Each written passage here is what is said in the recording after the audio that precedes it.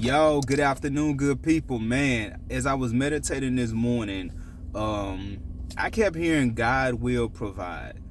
God will provide. And it's this morning when I was praying with a friend of mine, the scripture had came to me where he talks about that the lilies, that he dresses the lilies. He's talking about don't worry about what you should eat, what you shall put on your back, which is talking about clothes and different stuff. And even talks about that the birds, they don't sow nor they reap, but your father still feeds them. This is reference to Matthew 6 25 through 30. And so as I was in prayer, I was sitting here thinking that God will provide. God will provide protection. God will provide wisdom. God will provide finances. God will provide a way of an escape.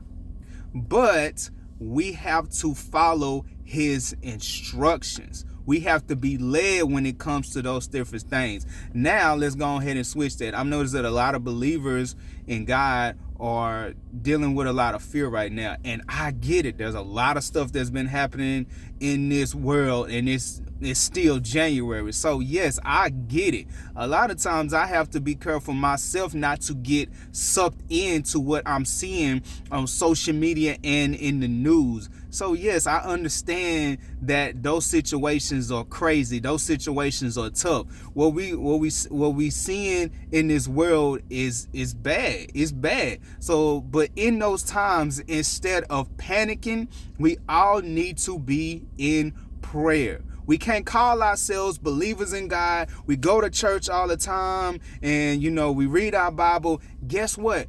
When we are not in church, we're supposed to be exercising the word. Be doers of the word and not just hearers. That's what the word says. So once we start being doers of the word, that means that outside of church that we're going to be praying, that we're going to be fasting, we're going to be reading the word, we're going to be covering our family members and stuff like that. We're going to be standing in the gap for those who need to be saved. We're going to be standing in the gap for those who are lost. We're going to be standing in the gap for God to protect us during this season. Because we also got to, declare that Psalm 91 word where he said we will, dwell in the shelter of the Most High.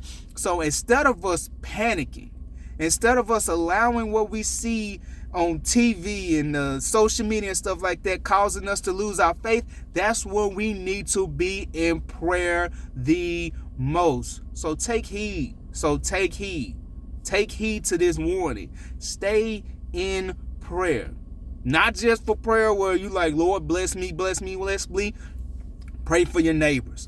Pray for your enemies. Pray for the world. Because think about it. Once everybody is on one accord, praying and fasting and asking God's hand to reign on this world, and he do a miraculous miracle, that's when things will begin to happen.